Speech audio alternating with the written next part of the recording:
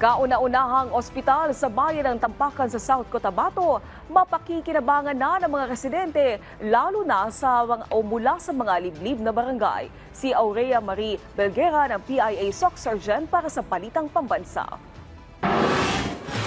Hindi na kinakailangang bumiyahe patungo sa karatig lungsod upang magpagamot.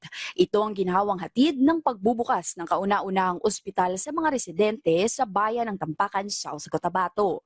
Ang Tampakan General Hospital na isang infirmary sa ngayon ay mayroong 42-bed capacity at may kakayahang magbigay ng serbisyong medikal. Hangad ng lokal na pamahalaan ang maging isang ganap na level 1 hospital ito sa hinaharap. Yun ang gusto kong i-emphasize.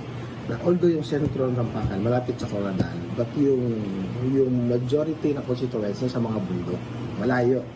So, yung sentro from Coronadal is around 20 minutes travel.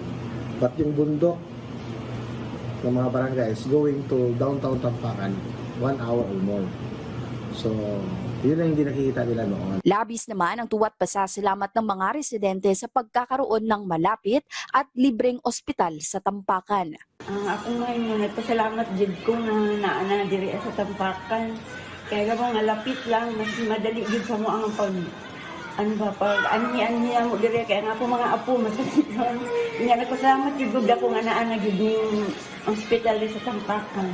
Mga pagkaon na libre o ang tanggay. Salamat din ko na niabot din sa mua. Patuloy ang pakikipagtulungan ng lokal na pamahalaan sa iba't ibang sektor upang mas mapabuti, mapabilis at mapalawak ang pagbibigay ng serbisyong medikal lalo na sa malalayong komunidad ng Tampakan. Mula sa Philippine Information Agency SOC Sergeant Aurea Marie Belguera, Balitang Pambansa.